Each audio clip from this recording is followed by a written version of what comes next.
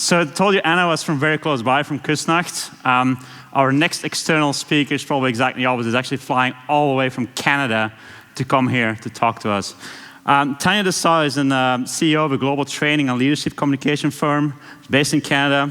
When I was reading her bio, I read she actually traveled to more than 70 countries across the world, which is a lot of countries, and lived in about 6 of them, including Switzerland. So Tania's going to talk to us about a very important topic, how to save your life in 60 seconds. Tania.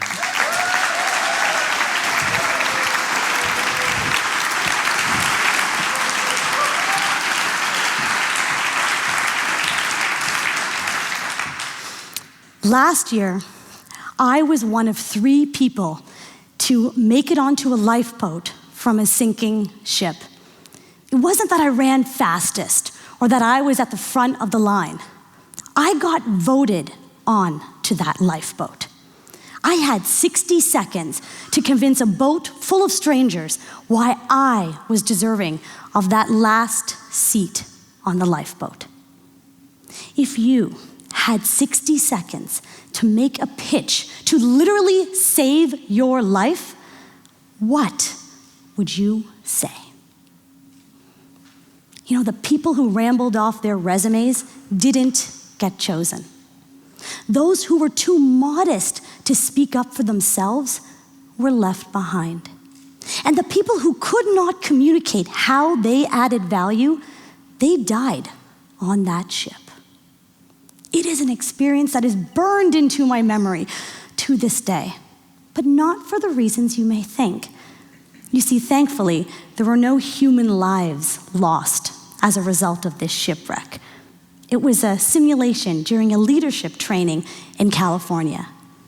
Yet on this hot summer evening in California, I was faced with the ultimate question. Why was my life worth saving? I was forced to value myself right on the spot and then make a pitch to save my life. This challenge really required me to do 3 things: discover what was unique about me, own my worth, and then sell who I was and why it mattered. Discover, own, and sell. It turns out this actually isn't a very unique task. There are many times in life where we have to sell who we are and why it matters. Whether you're pitching your idea to colleagues in a team meeting, or showcasing your characteristics to your dream employer on LinkedIn, or even showcasing your profile for that potential soulmate on Match.com or edarling.ch, you are selling. In fact, I dare say that we are all in sales. In a recent study conducted by Daniel Pink and Qualtrics, they actually looked at how much time and energy professionals are spending doing non-sales selling, which is basically sales that doesn't involve a purchase. What they found in surveying over 9,000 professionals right across the globe is that they were investing 40% of their time in doing non-sales selling. So they were influencing, persuading, and moving people to part with resources that were of value to them. Things like time, energy, and ideas. And what's more is that these professionals found it crucial to their success.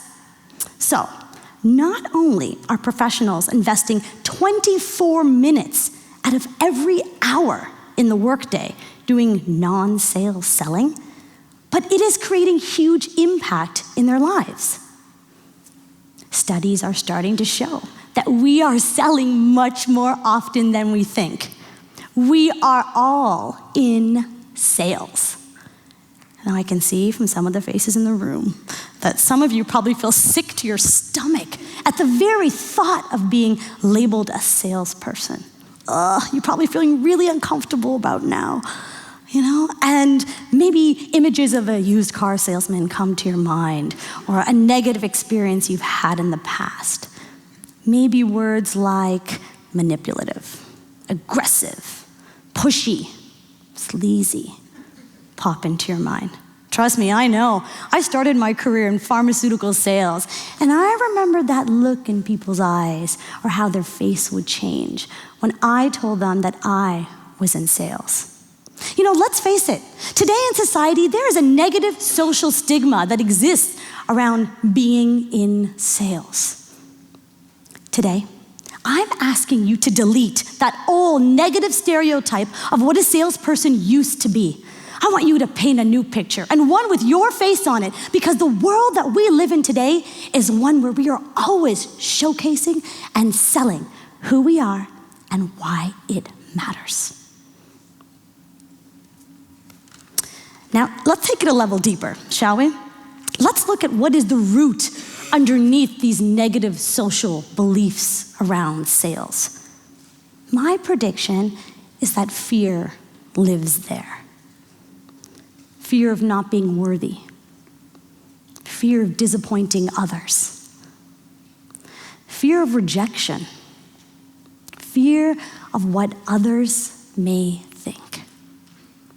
And you know what? It's usually in moments where we need to speak up and stand out that this fear paralyzes us.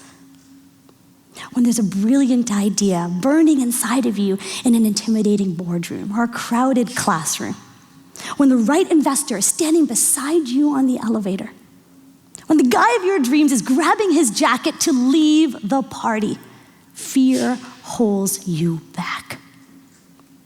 So in moments where fear is holding you back like metal chains bolted to the floor, remember this: owning your worth isn't only about you. It's actually more about the people you can help. If you have a talent or strength that can positively impact the people around you and you're keeping it hidden, you are essentially denying value from people who need it most. It's less about you and more about the contribution that you can make, how you help solve their problems, ease their pain, deliver happiness to them, for them. Quite frankly, if you have a strength or talent that you've been keeping on mute, it is time to stop being selfish and showcase it. It is your duty to self-promote so that you can help others. It serves no one to keep your brilliance bottled inside of you. Owning your worth is so much bigger than you. It's about the people you can help. So it's time to step over that fear, because who are you to rob people of the value that you can bring them? Owning your worth means understanding the impact that you're having out in the world, on your team, on your community, in your organization. But often we keep people guessing, don't we? I mean, the very people that need our help, we keep them out in the dark, unaware of how our support and our ideas can help solve their problems. When you keep a lid on your own talents and strengths, you not only rob yourself of the opportunity to contribute, but you steal that value from somebody else. It's key to recognize that your brilliance is already within, and that actually there's a lot less struggle when you come to terms with the fact that there's something that you contribute and the way that you add value in a special way, and it is already a part of you. But it is your responsibility to recognize your superpowers. And sometimes when we turn the lens to ourselves, when it comes to assessing our own talents and strengths, we are full of blind spots, aren't we? It is the most common question I get. Oh, but Tania, how do I recognize what is my unique value? How do I pinpoint my value proposition? So today, I'd like to offer you 3 ways you can start discovering your unique value and owning your worth beginning right now, okay? So the first one is to think about what people thank you for. Danielle Laporte says it best: gratitude is a reflection of your own genius. So start thinking about how you're being acknowledged by your family, your team, your community. These are clues to how you add value to their lives.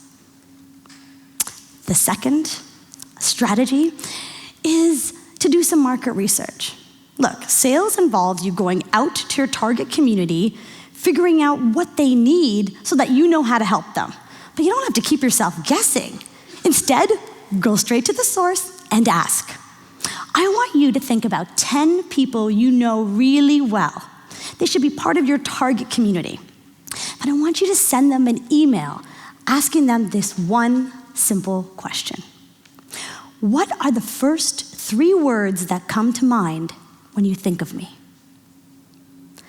The words, stories, and examples that you get back will light you up. But what's more important is that you will get the exact language from your target audience. And at the end of the day, these are the people that you want to influence and impact. I highly, highly recommend that you summarize this list and keep it with you. And in those moments where you need that confidence booster, read this list. It will light you up. Before you're going for that big presentation, before you walk into that interview room, before your performance appraisal, or even before the first date, read this list. It will infuse you with the confidence you need to perform at your best. And the last and third strategy is to jump aboard a sinking ship when there's only 60 seconds to grab that last seat in the lifeboat. Because sometimes life offers you an opportunity to go deep to the core of who you are and why it matters. And you are pushed to discover, own, and sell your awesomeness. On a hot summer evening in California, that's where I learned to sell my unique value. It's where I gave myself permission to declare my worth to a room full of strangers. I knew it wasn't going to be my salsa dance moves that got me that seat. I knew it wasn't going to be my MBA degree or even my healthcare marketing expertise. It was my ability to inspire energy, optimism, and hope into the 2 remaining survivors on that lifeboat with me. I vowed to keep hope alive, regardless if we were lost at sea for 3 days or 2 months. Enthusiasm was the superpower that saved my life. It's who we are that matters, not the title on the business card or the degree on the wall or the perception of yourself in someone else's mind. It's who we are that matters. And it's my belief that we each have a unique and special way to add value to our team, our community, and the world. If there is one seat left here in the lifeboat beside me, it's got to be you there. So it is time to get moving. My invitation for you here today, now, is not only to discover your unique value, to own your awesomeness, but also to sell it so that it serves a purpose bigger than you. Thank you.